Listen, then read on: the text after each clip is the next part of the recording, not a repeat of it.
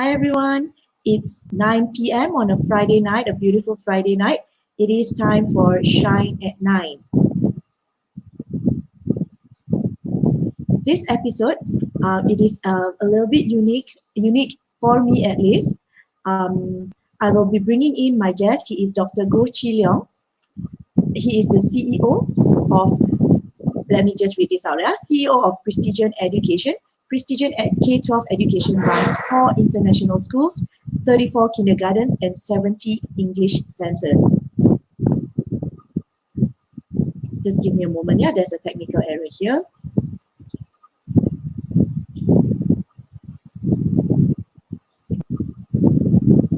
Okay, I'll bring our guest of honor into the studio now. Hi, Dr. Goh. Hi, Geraldine. How are you? Hello. Hi, good. Thank you, Dr. Goh. Thank you for joining me tonight.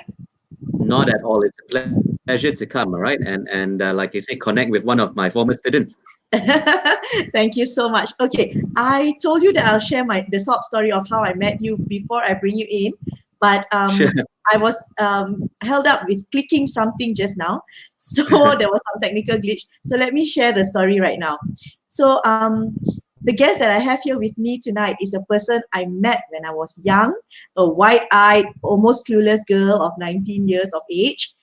It was not easy back then. There were numerous fights with my parents, especially my mom, because I wanted to study psychology and she wanted me to take up something else which is better for my future. Actually, she wanted me to take up pharmacy, so which I didn't want. So I wouldn't say she's wrong. Definitely she wasn't wrong, but I wanted psychology so much. And after a while, she gave in to me and I went to my first class in Help Institute back then, now Help University. And the class was General Psych 101. And in walks this lecturer. And when he started lecturing, started teaching us what is psychology and all that, I knew deep in my heart that I took the right call and psychology would shape my future. So I'm getting a little bit emotional. So Dr. Goh, you were that man who inspired me that psychology did shape my life. Now, so many years since graduating, I still feel that psychology is something that I really love. No, that's wonderful to hear, Geraldine. And like I say, I mean, one of the things that gives me most joy and pleasure is to actually meet up with former students and to see how they've been coming along and to hear and share about all the exciting things that they've been doing with their lives. And so early on when we were talking about, I mean, the career you've built for yourself and all of the things you've accomplished, I mean, it's small. It's just wonderful to hear. I think that's the good being in. Thank you. I mean, the education industry, I think is very unique in a sense that it gives, I think, people the opportunity to see young people grow and accomplish great things and start their journeys and figure out what they want in their lives and their careers and actually see those journeys and adventures unfold. And I think that's the exciting thing. So in a sense, I've never left education. I when you met me, I mean, I just started the health psychology department in 98, 99. And I think you were one of the first batches, to go through that in early 2000, 2001. But I remember, even then, what really excited me, like I say, was just the potential for psychology. It was very, very new in Malaysia, and we were very small, and very quickly we built up a huge department. And like I say, even until today, I still bump into former students all over the place on Facebook. When I'm eating in restaurants, when I'm walking in shopping malls, and it's always exciting to hear what all of you are doing with your lives and how you've, like I say, hey, all of you have, in a sense, been successful on your own terms, and I think that's something that makes me really, really proud. Thank you so much, Dr. Goh. We hold so much fond memories of you, and honestly, when we gather or when when we meet and we talk, your name comes up for sure. Dr. Goh, I think it's one of your gadgets. There's an echo. Any of your gadgets are running? No, I've got Okay. nothing. The phone is off. So yeah, Okay, sorry sure. about that. Should I just put my volume No, down a bit, maybe? All right. it's okay. Is I that think it's better? better now. I think it's better now Okay, because good. just now I could hear myself Good. laughing. Okay. Okay, good. We do have some of your former students tuning in. I can see Helena. I can see Ginny Kong. She goes by Ginny Kong on screen now. There's so many of my former classmates. Okay. If you guys can notice that I'm a bit nervous, I'm fangirling right here with Dr. Goh. I was just telling him that please pardon me if I call him Dr. Goh too many times or I call him Sir once again. It's an old habit. If you're watching this, please click like, say hello to Dr. Goh so I can read out your name so that he knows that you're here. If you don't mind, also share, click on share, organize a watch party for us, and so that more people can actually take home some tips that Dr. Goh will share us throughout this 30 minutes of our program. Yeah. Okay, tonight we are here to talk about exploring and nurturing children's talents. So, Dr. Goh, I'll start with the first question here. In your Sure. opinion, how do you think children are different now from when you started being an educator some 25 years ago? Well, I think, to be honest, I think the essence of children and youth and young adults, that hasn't really changed. The fact that, you know, uh, uh, you know, young people at that age are finding who they are, they're discovering themselves, they're playful, they still have a lot of courage, they're fearless. I think all of these, in a sense, basic psychological traits that all of you learned in child development class, that's still the same. Now, of course, the context has changed. So, of course, the Mhm. world that they are growing up in has changed. But in a sense, the process of growing up, and some of the basic challenges and questions that they face, I think that still remains the same. But Fundamentally the like I say, same. the context has changed. Obviously, the technology is different. The world is different. School is different. University is different. But I think Yep. what I recognize is that there's still some common threads and trends. And like I say, in the end of the day, essentially, childhood and particularly teenagehood is really just a time of becoming. It's a time where they're growing into themselves and they're discovering who they are and who they want to be and what they want to do in life, and they're discovering the world, and relationships and friends, and figuring all of that out. So I think it's really still a journey of discovery. And I think that part hasn't changed. Mm, that's an interesting observation because people Yeah. always say that Mm, children nowadays are so different. They grow up so mm, fast. Yeah. mm. Uh, do you hear that But often those in your changes, life? and Geraldine, you're right. I mean, I think what we are noticing, of course, is tends to be the skin deep changes, like the fact that the music they're listening to is different. I mean, Yeah, look, bear in mind, definitely. every generation is a bit like that. So I mean, there's no generation where the last generation understands you. So whether it Yeah. was the Gen Xers like myself, and then the baby boomers will be complaining that what these people are up to, and then of course the Gen Xers don't understand the Gen Ys. The Gen Ys don't understand the Gen Zs, and of course so I think every generation there's a difference that way. Really, what we're saying is that I don't understand the expression of childhood or youth because it's different. So the games we are playing now versus what they were doing when we were growing up, it's completely different. What they do for fun, what they talk about when they're together, the kind of movies they watch, the kind of TV show, the fact that nobody watches TV anymore now. Everybody watches just through phones. But in the end of the day, if you think about it, Geraldine, the basic mechanics are still the same. So maybe the way people interact is different now. People are using their handphones, social media to connect with one another. Whereas when we were growing up, I mean, I was growing up as a teenager without handphones, man. Can you imagine? Those were the days, where you set an appointment and you meet at 10 a.m. in some shopping mall, and if people don't arrive, that's it. You just wait there for 3 hours. I mean, and so I guess in a sense that the skin deep wise, the expression of youth and the expression of childhood has changed, but the essence of what's happening, the fact that they're developing socially, friends are still important to them, their image, their identity is important to them. I mean, all of this stuff I think is still pretty much the same. Like I say, it's just a manifestation. of how they experience it that is different. And so even when I was in university, I mean, I was at Help for 20 years. Geraldine, you were one of my first batches of students. I mean, by the time I in a sense, retired last year from university, I mean, certainly the students, were almost unrecognizable in terms of, whether how they dress or what they were doing, or, how they spend their spare time. But in essence, they were still students, like I say. And I think that's important that, as psychologists or as educators or as coaches, as trainers, in the end of the day, we don't get too distracted with the outward, activities or manifestations. In the end of the day, the essence of the human being and the essence of child development, in a sense, is still the same. Right. So are there any identifiable emerging trends towards parenting? Yeah, they are. I think one of the great things you're seeing, because information now is so widely available, So I mean, when certainly when I was growing up, I mean, this was before the internet.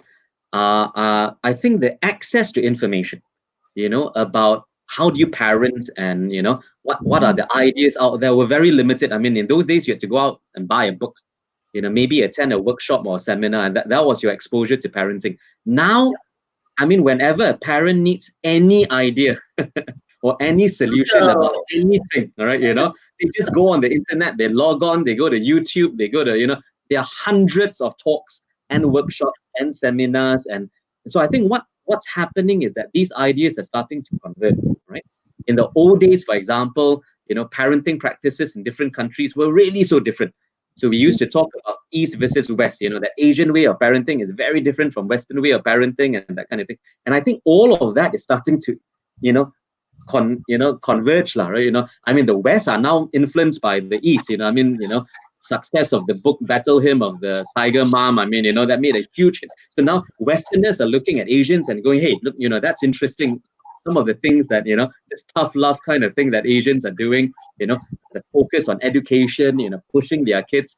I think Asians are also looking at the West now and realizing there are a lot of things we can learn from them. So I think the whole world is learning from each other, East, West, North, South. And so I think that's one of the trends, that parents nowadays have access to this, limitless resource of information. In fact, we actually started a website 3 months ago, as part of the Real Education Group, which is the group I'm involved in now. We actually, started a website called Real Parenting, and it has about 500 articles and videos, and it's just a collection, a one-stop point for parenting, resources on anything. Your child doesn't want to eat vegetables, your child is playing with the iPad too long, your child is not outdoors enough, your child is a bit too shy. Almost anything, we've found articles, and in fact, some of, help psychology interns actually helped me put this website together. And literally, there were just infinite amount of information. Every week, we are still able to find another, 20, 30, 50 more resource articles and talks. So I think the thing that is different now, I think, Geraldine, that I'm observing is that parents are a lot more exposed than we were.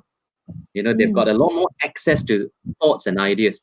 Now, an example, I think, of this exposure would be that parents now, I think, are more, in tune with the idea of holistic development.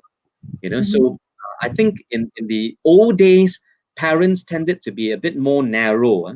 I mean, not all, but a lot of parents, for example, here in Asia, tended to be very, very, education or academic focused. And so, the idea was, hey, look, all we care about is make sure you get straight A's. And then everything else in your life will look after itself. But I think now parents take a more balanced approach, which is a good thing. So now they're realizing that, yes, I mean, getting A's and doing well in your studies is important, but that's just one part of the childhood experience. But, developing psychologically, socially, emotionally, physically, spiritually, all of these other areas are just as important. And that's something that, I mean, since I was teaching psychology and help many, many years ago, it's something that I believe in very strongly, which is, the role of, I think, education, whether it's primary, secondary, tertiary, and the role of a parent is to really, provide an opportunity for children to develop in such a way that they are able to live a full and a happy life. And I think you ask most parents, if we really dig underneath the surface in terms of all of our aspirations and dreams and all of the things we want for our children, ultimately what all parents really want is we want our children to be happy, you know. Yeah. And I think it's moving away from, the old days where, we were talking about this earlier. Parents had, a very specific blueprint for how children turn out. Now, you're going to grow up, you're going to do, you're going to study medicine, you're going to come out, you're going to be a doctor, you're going to marry this kind of wife or this kind of husband, you're going to have 2 kids, right? Yeah. This one is a boy, Straight second one road. is a girl, 3 The years straight road. apart, Yeah. and so that blueprint, like architecture, we actually, Yeah. and in a sense, of course, many parents, we were really living our dreams out, in the form through our children. Now, all the things we couldn't do, we were sort of forcing children to do it. We couldn't play football, okay, then your son has to play football, kind of thing. But I think now that's changed slowly. Mhm. Like, not more and more parents now are, I think, moving to a model where we say, look, you can't live your children's life, right? You need your children to figure out for themselves, their own pathway. And so, often I tell my own children as well. I mean, look, in the end of the day, Papa and Mommy, I mean, we're not putting pressure on you to do anything really. I mean, so whether you go to university or what you want to study in university, or come out and start your own business, live in Malaysia, migrate, get married, be single, all of these, in the end of the day, we have made explicitly clear to our children, that's your decision. Our role as a parent is just to say, we hope we have raised you so that, number one, you are clear about what makes you happy in your life, right? And I think that's really important. The clarity of, do you know what you want in your life? And the question now, what do I want in my life, is a question that very few adults actually ask. Right. Because many of us have grown up in a mindset where it's just obligation, well, go to school, why? Because everybody goes to school, and I study hard because everybody studies hard. I go to university, why? Because my parents say we all have to go to university, and I, come That's out, the and I way go of to life. Yeah. get married, and I, buy a house, buy a car, it's a very conveyor belt kind of thing. And the problem with that is that that's why there are a lot of unhappy people in the world, right? Because basically they have no control or agency over what they want. And they've never asked, or actually asked themselves the question, actually, what do I want in my life? What makes me happy? So I think number one, the parent and an educator's role is to provide an environment where the child is slowly discovering, right? Over time, what makes me happy? What do I want? So some people talk about interest and passion. Really, it's down to what makes you happy, And Geraldine, I mean, a lot of adults also can't answer that question. You ask a 30, 40, 50-year-old, actually, what makes you happy? Yeah? A lot of people can't answer you beyond Actually, a lot good, of people good my nasi age, lemak on Saturday morning kind of thing, yeah.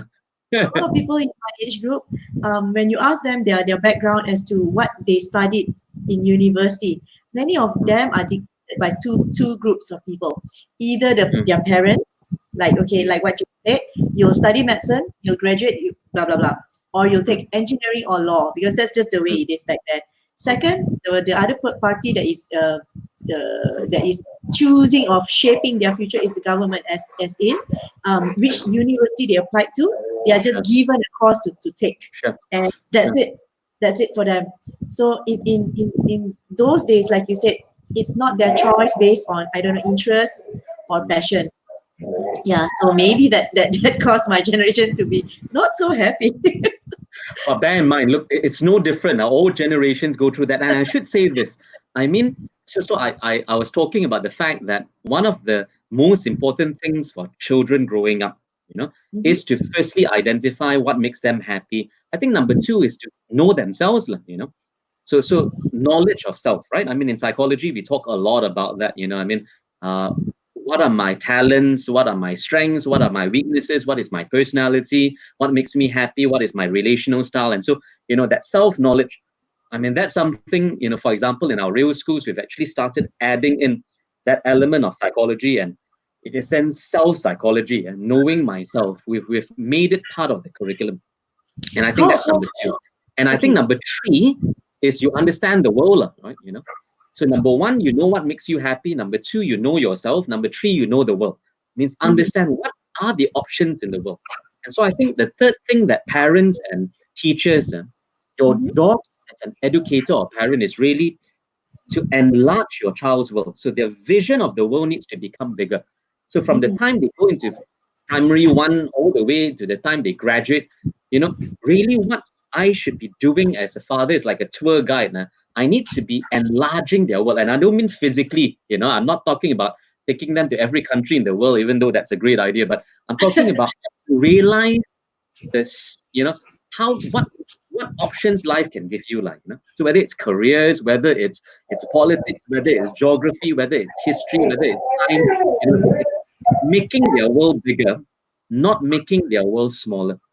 And I think that's again a mistake, some education systems, some parents, we narrow their world. We say, okay, look, this is your world, kata di bawah kurung, you just do this. Stay Whereas underneath. what you should really be doing is exposing them and saying, look, this is a huge world. And the world is the oyster, and my son and my daughter. So, the beauty of it, of youth, is that now you have the freedom now to choose, what you want to do. Where's your place in this world? So I think, if you know what makes you happy, you know yourself, your strengths, weaknesses, your passions, and number three, you understand the world. I think these are the young adults that are going to be able to find their way. Now, having said that, I mean, it's not we all know it's not a fairy tale, storybook ending. There's no happily ever after, I mean, no matter what pathway they pick, whatever they choose to study in university, whatever job they choose to, I'm still saying it's going to be challenging. There's no option where it's only victories. There will be good days and bad days. There'll be rainy days and sunny days. There'll be good and bad. There'll be disappointments and setbacks. And of course, every pathway you pick, there will still be challenges and difficulties, So you need to fight through them. So again, I think it's important that those listening in this show, it's not an indication if you're going through hardships in your life now, it doesn't mean necessarily you're in the wrong place. Or you pick the wrong choices, or you're on the wrong pathway. Because like I say, even those of us who had freedom to pick what we wanted to do, and I've never regretted being in education for the last 25 years. I mean, I've loved it. But look, I mean, I went through difficult days, we went through stressful days. There are many days where we wake up and we're wondering, is this the right pathway for us? So that's not don't be discouraged by that. But I think in the end of the day, to me, that's the big thing, that's what a school and that's what a parent should be doing, more than anything else. You give your child that clarity about what they want in life, and in a sense, give them the skills to go and get it. That's the best thing. How do we as parents do that? How do we nurture that? Well, I think, firstly, like I said earlier, number one, don't impose, don't impose your own dreams, your own ambitions, your own interests on the child. We need to realize the child may not be me. To find. Allow them to discover and find. I mean, the analogy I used earlier, Jarudin, was like a tour guide. So my role is not so much to limit, hey, you're going to do this, you're going to do that, you're going to live here. My role is actually to broaden and so to say, look, let me introduce you to the world and let me try to give you experiences in school, outside of school, during holidays, in weekends, when you're home. Let me try to broaden your own understanding and knowledge of the world. So whether it's travel, whether it's talking, whether it's reading books, whether it's sharing experiences, I mean, any parent can do that. It doesn't take a billionaire or millionaire to do that. Any parent is free to be able to expand their child's mind, and share from our own experiences. And when the child wants to go beyond our parameters, because at some age, children will try things we also don't understand. They won't want to visit countries I haven't visited before, and I think that's the part where as parents we have to say, I mean, I'm not just going to limit your exploration to the path that I have hiked before. If you use a hiking analogy, but at some point the child is going to start to break off and find routes to go higher than the parent has ever gone, and then the parent have to say, I let go, and say, okay, I support you. I job is to facilitate. Correct. Be more positive, allowing them to explore. I have great parents. They did that for me. We disagree, but they did that for me. I have a few questions here for you, but before we go into that, there are a few shout outs coming out for Dr. Goh. Hi, Sulin. Hey, hi, Sulin. How's it going? I still remember Sulin and Kak Linda. And from Stephen. Hi, Stephen. Dr. Goh, you Hi, remember Stephen? of So course. you have so many students. I don't know if you It's the remember. whole alumni coming back. Yeah, Excellent. there's Patrick Anthony watching us, Swansea watching us, a different Great. batch if you remember, Swa Chun Kang. Yep. Yep. Who else are alumni here? So many, so many. They're all here to support us. So any questions at all, alumni and former Yeah. students of mine? And former students and audience tonight. All right. Let's get back to some of the questions here. Yeah, you've answered most of the questions in one big sweep, actually, Dr. Goh. Yeah. Okay. How do we balance between encouragement and parental pressure? So, how much encouragement is too much for the child? I think, I mean, there are a few ways to answer that question. The first way to answer the question is that it's a bit like riding a bike. It's a very difficult to verbalize because there are no rules. If you ask yourself, how do you balance yourself in a bicycle? So how do you maintain a balance so that you don't fall to the left or to the right? I mean, the reality is that there is no textbook way. I mean, you just have to go and try it out, and by trial and error, you will learn to balance. I mean, it's in a sense sometimes implicit knowledge. So I think as parents, we will learn as we go along. And I think as parents, I want to encourage all of the young parents out there. Don't be worried, about making mistakes. I mean, sometimes you're gonna be too strict, and sometimes you're gonna be too lenient, and it's like riding a bike. After practice, I think at some point your own internal compass will guide you after practice, the more time you spend with your kid about exactly what balance you're comfortable with.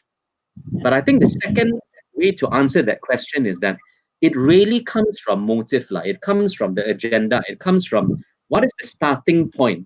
What is driving me to say this to my child? All right. So, like I said earlier, we need to be really crystal clear about motive. So am I scolding my child? Am I, pushing my child because it's for the good of the child, or is it because I just want to feel better about myself as a parent, or is it because I feel a bit embarrassed? I'm using my child to compete against other parents. So I mean the child is on in this competition. All right, so like bigger car, bigger house, smarter child. My child can do this. My child won how many gold medals? My child. So again, there's nothing wrong with children achieving things, but I think we need to be careful about where that's coming from. So I think the child having interest in something, the parent, we're encouraging them. And of course, just like I mentioned earlier, when the child encounters difficulties, when the child wants to give up, as a parent, there's no harm, in a sense, encouraging, inspiring, disciplining, and saying, hey, look, you want to learn the guitar. It's not always going to be easy. The first problem you have, you can't throw away the guitar. I mean, you want to be a performer, a rock star, somebody who can play an instrument. Then, as a parent, it's my job to say, look, you need to stick with it. I mean, and anything, whether you choose an instrument in life, whether you choose a sport in life, whether you choose field of study, whether you choose art, drama, music, I mean, you pick it. Any pursuit in this life requires you to sort of stretch yourself. So I think as a parent, it's about me being very clear what my role is, what my objective and my motive is, which is basically to help this child understand the real world, and understand that in their whole life, whatever they want to achieve in their life, whether it's studying, whether it's business, whether it's anything, they need to develop that grit, that perseverance, right? Right. And so that's why sometimes as parents, we have to be firm. We have to say no. We have to say no, no, no. Look, I'm not accepting giving up. You need to push through. And I'm willing to coach you. I'm willing to help you. I know it's frustrating, but you need to learn to deal with disappointment. So again, like in sports, just because you lost one match doesn't mean you're giving up. Yep. You go back, practice, come back stronger. As a father and a mother, to win and lose, you're going to have to deal with disappointment. Sometimes you play hard and you still lose, and so I think that part of parenting, of navigating them, encouraging them, and sometimes you're right, giving them a little bit of a push, right? I think that dynamic is very different from this poor kid is basically being tortured day and night and crying and stressed out of their minds, and obviously has no interest in this at all, right? At any point of time. And as a parent, I'm just, pushing them through, because really it's more for me than for them, right? So it's not easy to discern, but I think that's one of the key things for parenting, like knowing when to actually, you're right, push, and when to let go, and making these decisions. Yeah, I mean, it's the same thing for management, in leadership and management, even in a company, that's the fine line, right? When to push, when to relax, when to let go. tell staff, hey, take it easy, don't stress out too much, and when do you actually, crack the whip and say, hey, everybody, not good enough, right? Yep. So I think Yep. it's the same thing for parenting. Like I say, riding a bicycle, with practice, you sort of get a better radar and more sensitivity about when you need to do what. Okay? Right. Okay.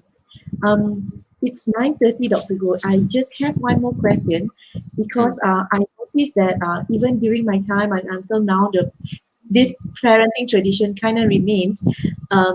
Parents put their children through various types of after school activities, ballet, piano, art, music, public speaking, sports, so many. So how much is too much activity? How do we prioritize?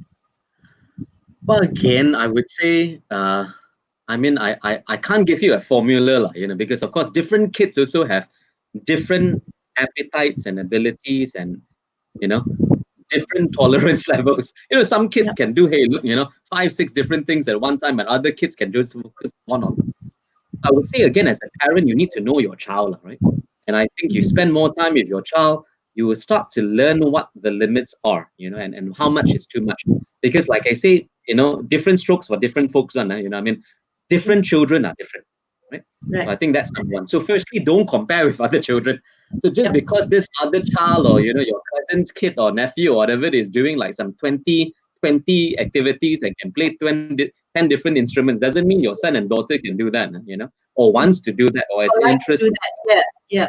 So I think firstly we need to realize that parenting isn't a competition. Okay? I think number two is, I like the fact though, and this gels in with what I said earlier, which is parents' role is really to expose children to more and more things, right? Especially the first 12 years of life. So rather than focus on one sport, we say a more healthy approach is to expose them to different sports until they find something that they really enjoy, right? And some children will like tennis, and some will like squash, and some will like, football, and some will like running. And so as a parent, then I'm giving them all these options. We're trying different things until they find something that's their niche. Same thing with music, same thing with drama, same thing with interest, same thing with, are they into robotics or digital, programming or coding or app design, or, what are they doing, And so I think as a parent, it's just about expanding their sphere, right? But without doing it to the point where the poor kid is like, doing homework until 12 midnight, or, tired out of their mind. So I think there are warning signs that tell a parent that it's too much. The kid is tired all the time, the kid is stressed out of their mind, is not enjoying any of the activities because it's just stretching them too much. So I think that's when parents have to say, okay, too much on the plate. We need to, narrow this down. But I think the sentiment is still good. I think it's a great thing that parents are looking to see what activities that are out there. So one of the things that we have done in real schools and street KDU and all of our kindergartens, all that, is we've actually taken a lot of these. Formerly, they were known as extracurricular activities, right? So when we were growing up, these are after-school activities. So things like computers, digital, app design, robotics, scouts, outdoor camping, music, drama, all this stuff, first aid, that kind of thing. We've taken all of this stuff and we've actually put it as part of the core curriculum during school hours in the timetable. And I guess the reason why we've done that is so that firstly, all children get to experience everything. And so in real schools, by the time they graduate, all kids have to run 5 kilometers, without sort of passing out. All kids have to do 4 laps in the swimming pool. All kids, all of our students in our schools, by Form 2, they've all been certified first aid trainers, all of them have to pitch a tent and a night, like outbound style, camping in the jungle. In fact, even the young kids, Year 3, year 4, they're already learning how to read compasses, map reading, all that kind of stuff. All of them will do programming and coding. All of them will do digital marketing, production using iPads, green screens. I mean, the kids nowadays are amazing, man. Year 3, year Yeah. 4, they're already doing green screen productions. I mean, things way beyond anything I can do. So I think what we're doing is we're I saying, can do coding. that's the value proposition, all of this stuff. You don't need to worry about ferrying your kids, to after school enrichment centers and all of that. All of this stuff is now part of the school experience and for all children and for no extra cost on top of the basic tuition. And I think to me that's a better formula because number one, it saves parents time getting stuck in traffic jams, ferrying their kids. So hours are lost every day just being in the car, right? So having everything in the school environment that's better. But number two, also making sure that it's balanced. So we know it's balanced because school will still end at 3:34. And after that, you don't need to, in a sense, do any more after school activities. Everything is happening between 8 and 4. The child therefore goes back and still has time to have a childhood because, I mean, I guess the other thing that's important to me is children need free time. So it can't be, this is not like, a student camp where everything is planned for the rest of their life for the next 10 years. Students need, children need a good, I would say 1, 2, 3 hours every day of what we call discretionary time. Time where they do whatever they want. They can use their imagination. They can play with things at home. They can talk to people. They can hang out with their friends. So I think when parents go a bit overboard, right, we become a bit too kiasu and we sort of plan the whole day for them until midnight. That's missing. And I think children that don't know how to use free time and don't have the freedom to choose things that they want to do, those are the kids that will end up at 18, 19, not knowing who they are. So I think that kind of free discretionary time that is their space, their private space, that's really important. I feel that this is a very important comment that you've made, that children need free time. I really think back then, not didn't happen to me, but a lot of my friends were going through so much fatigue because they are having so much extracurricular activity after school. They're off to so many places. Whereas for me, both my parents were working parents, so right after school we choose some sports and then we take the public transport and we get home and we get to watch TV. Back then it was 5:30 cartoon time. Yeah, so it was very balanced in my household, which was, to me, I'm very blessed. But yeah, I see some friends who come back to school the next day, they are so tired at 7 a.m. Yeah, right. Children do need free time. Tuition, homework, all that kind of stuff. So many kids, even now, I mean, they don't have any free time. So I think that's a bad thing. I think there needs to be a better balance. Better balance, yeah. So you mentioned 1 to 3 hours each day. There's no black and white. But yeah, I mean, they need at least 1 to 3 hours of, at least 1 to 2, I would say, every day of just time where they can choose to do what they want to do. And bear in mind, most parents sort of assume that, hey, look, that my kid will waste their time. That's not true, In fact, many schools now, including ours, are starting to factor in, sort of what we call their own project time. So a lot of schools all over the world are starting to create this. Once a week, each kid may have 1 or 2 hours to work on a project by themselves. It could be a science project, it could be an art and craft project, a drama project, a play they're producing, but they work on what they call a personal portfolio. And I think that's sort of what I'm talking about, that if you're not giving your kids any choice, and they have no childhood, that explains why they're so blur and lost, because they hit 2021, they hit adulthood, they start working, and they never really had a childhood experience to discover who they are. Yep. So I think that's really healthy. It's also helpful because, like you said, something about they can choose what they want, and it helps for us as parents to observe them, what sort of choices they make.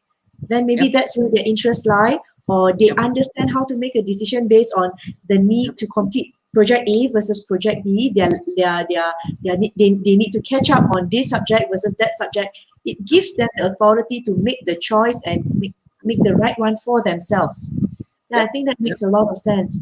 Okay, so and it's interest, and especially for young children, we say play is actually learning, you see. So when they're playing with their Lego set, or they're playing a board game, or they're playing imagination, I mean, if you all of you recall, we talked about developmental psychology, imagination play. pretend play, dressing up, pretending that this is a fort, this is a castle, this Even is a, masak-masak. all of this is incredibly important. So Yeah, when even all of masak-masak games. taken away Yeah. from the kid, they don't really fully develop cognitively, is it? So it's Mm. really important that this space where the child can develop. I mean, I talked about imagination. This is the one thing that is lacking in adults. That's why many adults, we can't hire them, we can't promote them, we can't give them leadership positions. I mean, when we say they have no creativity, what we're really saying is they have no imagination. They have not I honed see. their imagination to be able to see, to be visionaries, to see things that are not there. And all of this stuff starts when kids are young. So the idea of, I agree with you, Geraldine, free play, where they can gila and hang out with friends and all that. I mean, all of that stuff is not wasting time. We have to tell parents these are incredibly important in the formation of skills, life skills, social skills, thinking skills, imagination skills that all of us then complain about now when we are interviewing new graduates coming into our company. And then we all complain, how come this graduate, cannot think for But it's themselves, just fair. cannot speak, cannot communicate, cannot make Yeah. decisions? Why? Because as a parent, we've not allowed them to have the freedom to develop all of these skills because we don't allow them to, hang out with friends. We are so regimented. And so I think it's karma lah, in a sense, isn't it? Because we've Correct. created this kind of So, people. yeah, Yeah. correct. Yeah. On Wednesday, I had a guest, Sarah Tay. She is in the industry of making toys, learning toys for children. So she did Mm. speak about this as well. During playtime, it's when Yep. their cognitive skill, their social skills, their imagination skills, and it's really important for development. Okay, Sulin Absolutely. has a question here. Young children are maturing faster nowadays. This was something we shared earlier. We spoke about earlier in the show.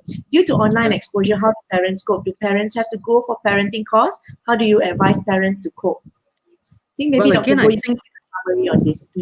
you can. I mean, we run parenting workshops all the time, but I think the good news for parents, like I said earlier, is now they go on the internet, they are just endless, limitless resources.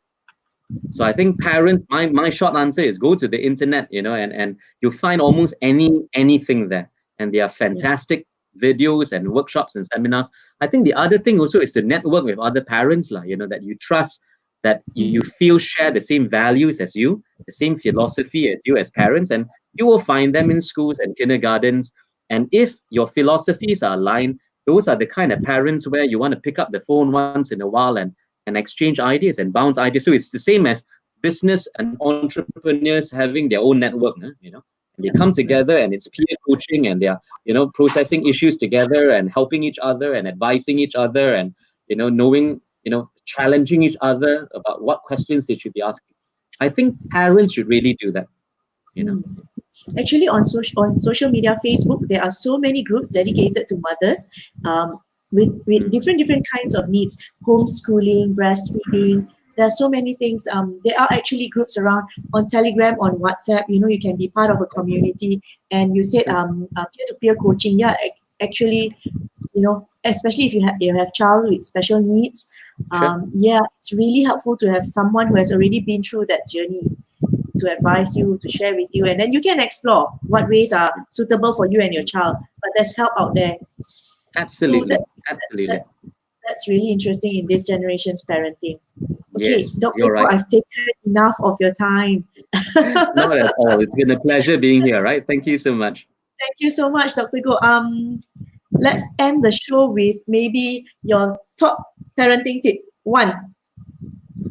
Well, I think the top parenting tip is love your children, lah. In the end of the day, the most important thing is it stems from love, and I always end my parenting workshops with this, which is, look, firstly, don't worry so much about making mistakes and being the super parent. Nobody is a super parent, including myself. We all make mistakes.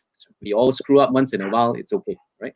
But in the end of the day, the most important gift you can give your children is this unconditional love, lah. So children growing up in an environment where they feel totally secure Mhm. and they feel that no matter what happens, they win, they lose, they get an A, they get an F. They are in this environment where parents love them. And doesn't mean we love them, we agree with them all the time. It doesn't mean we don't scold them or discipline them or have barriers or parameters or be firm with them, But at all times, the child knows that there's this safe place, and there's this foundation that they can build their life on, which is, that my parents love me, and this sense of acceptance. I mean, in psychology, we all joke about, all of the therapy, all of the help and the counseling and all of the issues we have that often come about because children grow up sometimes in an environment where they're so insecure, they're so nervous, they lack the confidence because, they're trying to earn people's love all the time, and there's this sense that they're never whole, they're never wanting, they're never, deserving of love. And I think so as parents, the best gift you can give your child is love them, enjoy spending time with them. And I think if they've got that, everything else is not such a big deal. Right? Mhm. Wonderful. Very loving message there. The tip is really good. Okay, so Thank for those you. of you who would like to get in touch with Dr. Goh, he has so generously allowed me to share his email address. So it's GohCL, GOHCL, Goh Chee Leong, yeah, is his name, at prestigian.edu.my. So I'll also copy and paste his email address onto the comment box. For those of you who are watching replay, thank you so much as well. And Dr. Goh, there are so many thank you to you tonight. Bianca is saying thanks, Stephen saying thanks, Melissa Yong, Kian Thank you. Singh, Sulin, and everybody else. Yeah, thank you so much for sharing your time and your knowledge and your experience over here with us at Shine at 9. With that, I will end the show by inviting everyone to watch us again on Monday, where I will have two guests. And we are going to discuss about kids and parenting again, kids and family again. And this time it will be about developing self-confidence in children. And we'll have Johan Uy and Dr. Choi with us. Yeah. And with that, have a very good long weekend. Selamat Hari Raya in advance. And no traveling this year, but stay safe. Be off the road. Don't go anywhere far. Have a good evening. Good night, everybody. Thank you, everybody.